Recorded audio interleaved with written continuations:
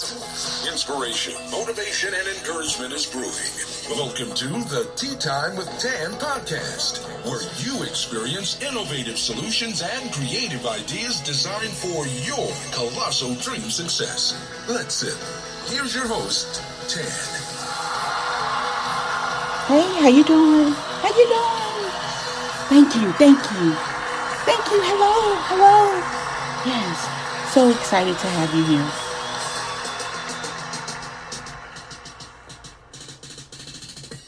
Hello, and thank you for joining and listening to the Tea Time with Tan podcast show. This is your host. I'm your host, Tan Tate. And if you are a first-time listener, sit back, take a seat, get into a good space, because you are getting ready to sip some tea that's inspirational, it's motivational, and it's encouraging.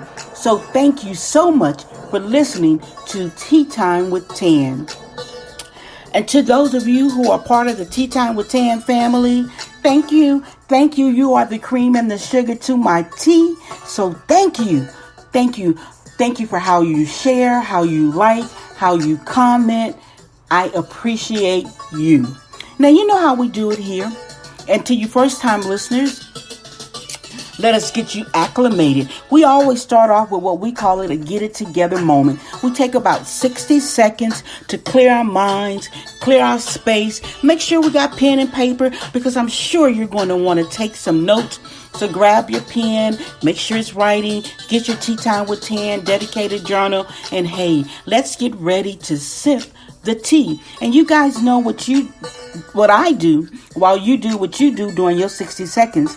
I like to jam my theme song, courtesy of Tall Cole, super producer Tall Cole with NGU Entertainment. So I'm going to turn it up a little bit, and you go get ready for the tea. Hey, yeah.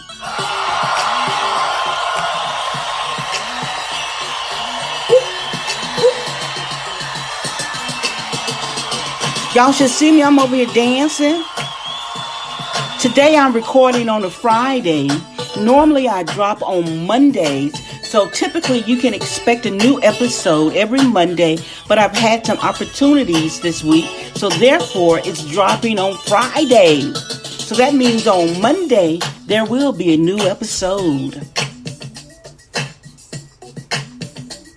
I wish y'all could see me. I don't know how to dance, but I love to dance. And hey,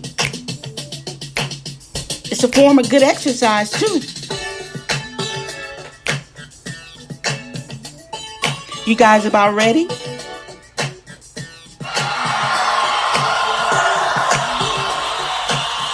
Ready to sip the tea.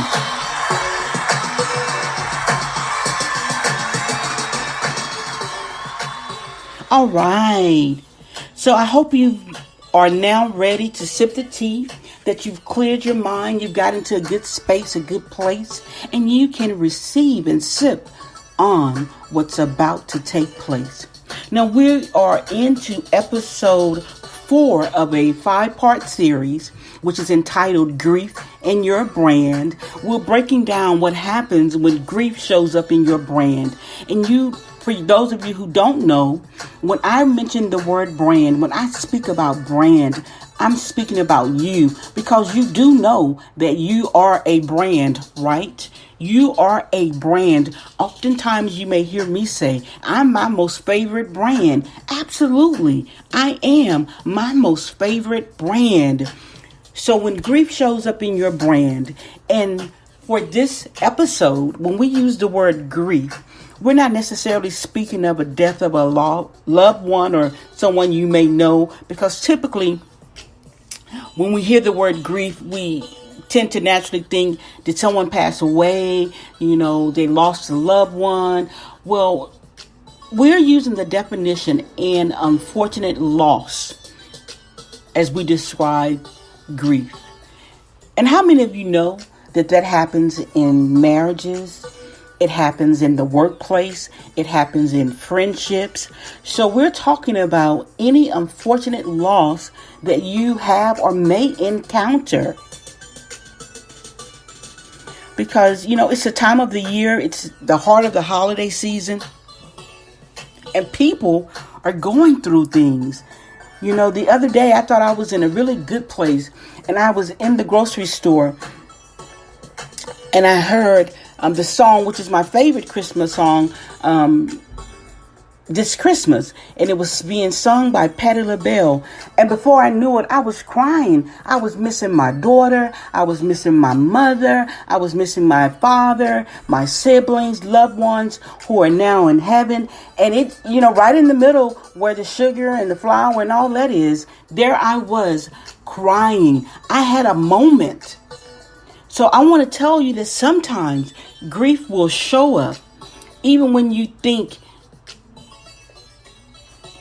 you're okay, because it's a part of life. And for me, I've come to realize that yes, God is a healer. He has healed. He is healing me, but I'm still human. And when I say that, I mean that I still have love for the individuals who have passed on to heaven. And that love doesn't end because they're in heaven. So I have my moments of grief. Here's what I want to tell you, though. Make sure you get help. I got help. I realized that I was dying. I probably was even dead. So I know what it's like not to have any hope, to be in that dark of darkest places. But here's what I want to tell you. Find something, someone, anything that can begin to deposit little bitty pieces of hope into your life. And when you receive those deposits, eventually they're going to have an interest. It's just like if you go to the bank and if you have a savings account or a checking account that has interest, the more money you put into it, the more deposits you make, you're going to begin to see interest. You're going to start earning interest. So right now, you may be in the negative when it comes to hope. Find you someone who can begin to make deposits of hope into you, and you will begin earning interest. All right. I kind of gave you my inspirational spiel at the beginning, so let's get to the heart of this episode. And I'll do a brief recap on the previous episodes. In the first episode, we dealt with the G in grief. Well, first of all, let me tell you the stages of grief that there are 5 stages to grief. They are the first one is denial and isolation. The second one is anger. The third is bargaining. And the fourth that we're going to be talking about today is depression. And also in every stage, we've broken down the word grief. So in stage 1, we talked about the G. The G represents growth. Here's what I want to tell you. Sometimes in life we say, oh, well, my bad. I should have known better.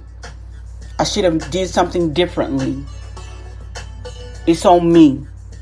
And I like to say that for every opportunity, every choice that you've made, if you learned a lesson from it, it was not a loss.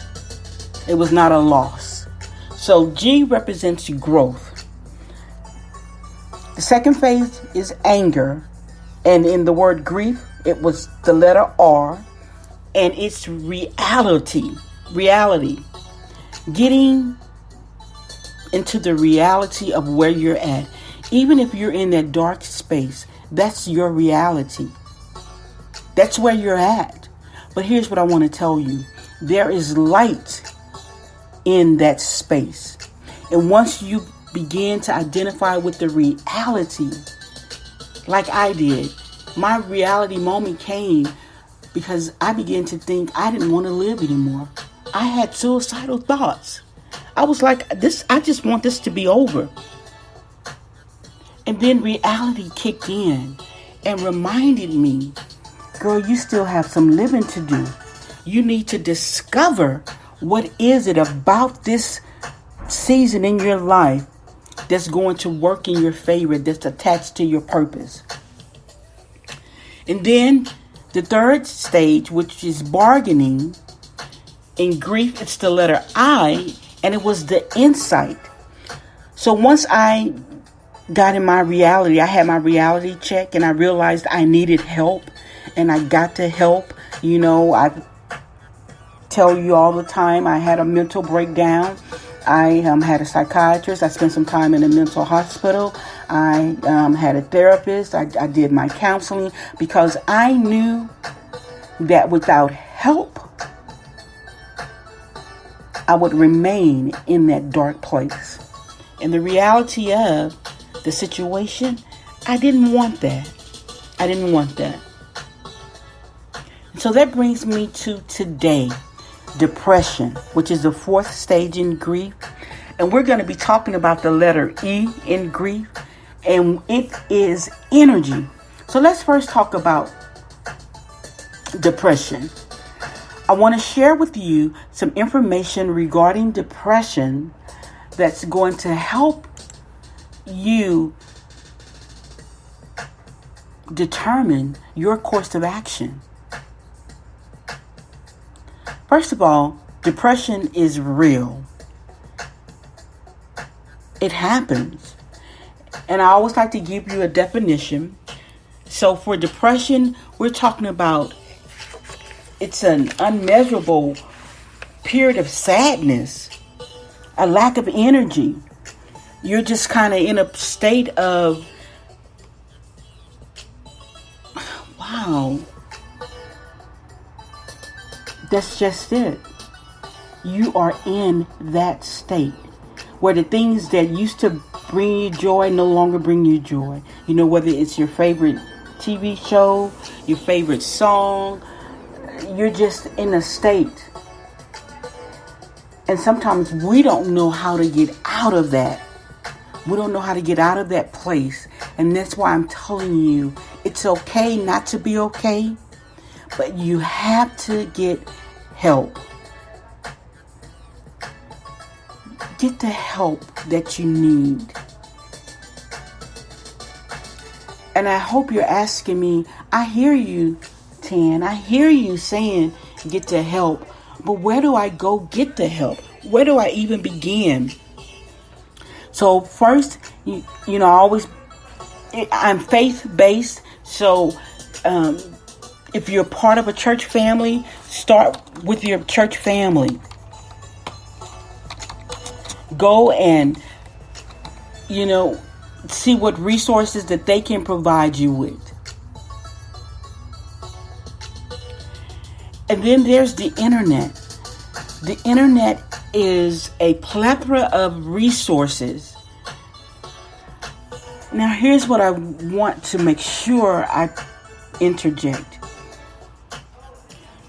If you realized you had a medical ailment going on, if you were bleeding from somewhere, if you had a pain that you didn't know, you had to go see a medical doctor. Your mental state of mind is just as critical as any of your other body parts. So make sure you seek professional help. Make sure you seek professional help to get what you need. There's various ways to get help. There's talk therapy. There's medication if needed be. There's alternative treatments that are out there. There are lifestyle changes that can be made. Whatever you do, get the help that you need.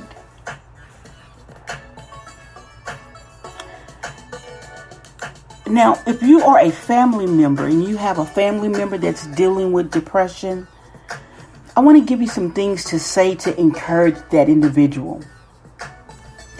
Oftentimes, we love people because I experienced this. We love people, so we just want them to be well. And we begin to say things like, Come on, get with the program. Get with the program. Well, listen, let me tell you, when you in that place, there is no program. There is no program. We don't know how to get with the program. But here's some